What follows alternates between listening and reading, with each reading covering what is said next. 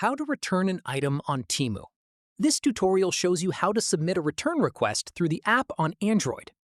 First, open the Temu app on your Android device and make sure you're logged in.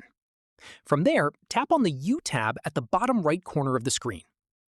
After that, tap on Your Orders to open your order history. At this point, you'll see your orders organized into categories: all orders, processing, shipped, delivered, and returns.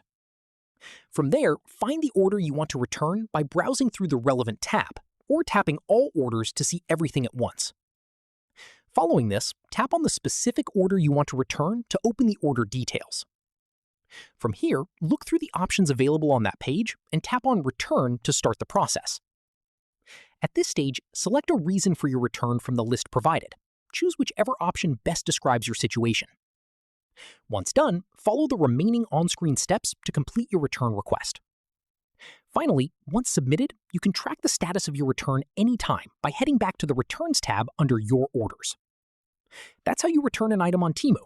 If this helped, drop a like, subscribe for more Android tutorials, and I'll catch you in the next one.